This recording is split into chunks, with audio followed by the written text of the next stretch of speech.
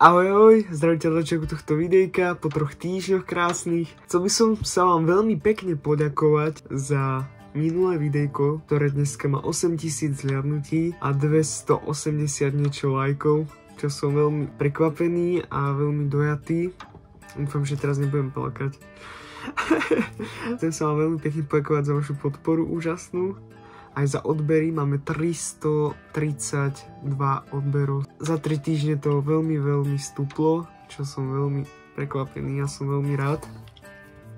No ale poďme k pointe tohto videjka, čo točím teraz. Dneska je pamiatka na obete holokaustu a k tejto príležitosti som sa rozhodol natočiť videjko o Ane Frankovej, ktorú možno poznáte v jej denníku, ktorý napísala. Takže chcem sa vám poďakovať za každý váš odber, like a komentár a ideme na to.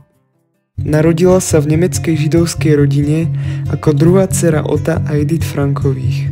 Mala o 3 roky staršiu sestru Margot.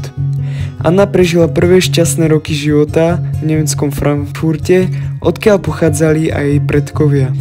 Jej otec bojoval ako nemecký dôstojník v prvej svetovej vojne a po skončení vojny pracoval v rodinnej banke a matka bola ženou v domácnosti. Anina rodina bola liberárne židovská a nedodržiavali všetky zvyky a tradície judaizmu. Obaja rodičia sa zaujímali o vedecké aktivity a mali rozsiahlu knižnicu a nabádali svoje deti k čítaniu. V roku 1933, keď vo voľbách vyhrala nacistická strana, tak sa čoraz viac začala prejavovať nenávisť voči Židom a Anina rodina sa už v Nemecku necítila bezpečne, preto v tom istom roku sa presťahovali do hlavného mesta Holandska, do Amsterdamu. Anin otec pracoval v spoločnosti Opekta Works, ktorá predávala ovocné extrakty. Anina rodina bola medzi 300 000 Židmi, ktorí utiekli z Nemecka v rokoch 1933 až 1939. Po presťahovaní do Amsterdamu bola Anna zapísaná do školy. Napriek počiatočným problémom s holandčinou sa čoskoro Anna cítila v škole ako doma a kamarátila sa s deťmi v jej veku. Ako napríklad s Hanou Goslarovou, ktorá sa stala jej najlepšou kamarátkou. Bohužiaľ pred Hitlerom neunikli, pretože 15. mája 1940 trhla nemecká armáda do vtedy neutrálneho Holandska a okupačná vláda začala prenasledovať Židov nasadením diskriminačných zákonov. Čoskoro nastala povinná registrácia, ktorá sa neustále stupňovala a židovské obyvateľstvo nesmelo vlastniť obchody, nesmeli sedieť ani na dvore svojich domov, nesmeli šoferovať ani vlastné autá. V roku 1941 musela Anna a jej sestra chodiť do školy vyhradenej len pre Židov. O rok neskôr museli všetci Židia nosiť prišitú zlatú hviezdu. Anin otec sa snažil rodinu dostať do USA, ale jeho žiadosť nebola nikdy spracovaná. Na svoje 13. narodeniny 12. júna 1942 dostala Anna zošit zviazaný červeno-bielou kockovanou látkou s malým zámkom na prednej strane. Anna sa rozhodla, že ho použije ako denník a začala doň písať. Vo svojom zázname z 20. júna 1942 uvádza zoznam mnohých obmedzení uvalených na životy holandských Židov. Anini rodičia plánovali ukryť na 16.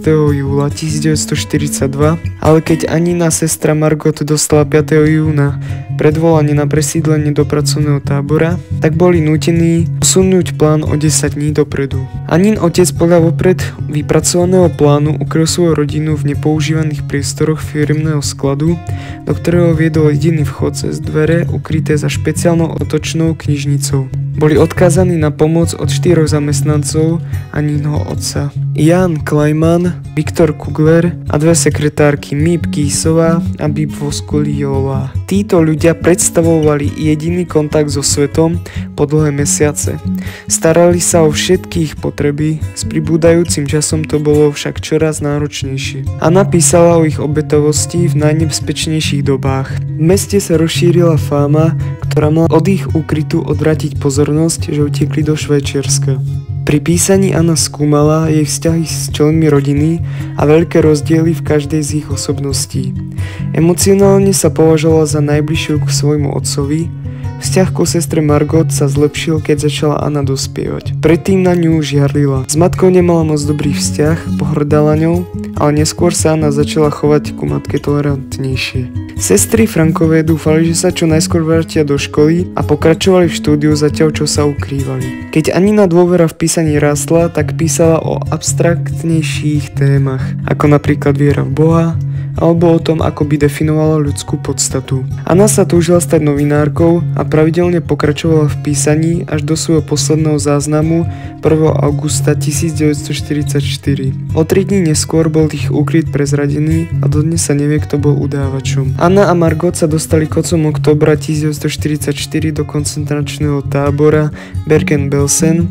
Tu v zime roku 1944 vypukla epidémia týfusu. Anna tiež sama chorá sa starala o svoju sestru Margot až do jej smrti. Anna zomrela len niekoľko dní po nej v marci 1945. Koncentračný tábor bol oslobodený britskou armádou len o niekoľko týždňov neskôr. Ich mamina zostala v koncentračnom tábore Auschwitz-Birkenau, kde v januári 1945 zomrela od hladu a na totálne vyčerpanie. Jediný, kto prežil, bol Anin otec, ktorého oslobodili sovietskí vojaci 27. januára 1945. Vrátil sa do Amsterdamu, neskôr žil vo Švajčiarsku so svojou rodinou a zomrel v roku 1980. Na konci tohto videa by som chcel zdať úctu všetkým, ktorí umreli v koncentračných táboroch. Mal som možnosť čítať Anin denník a odporúčam ho každému z vás. Odpočívaj v pokoji, Anička.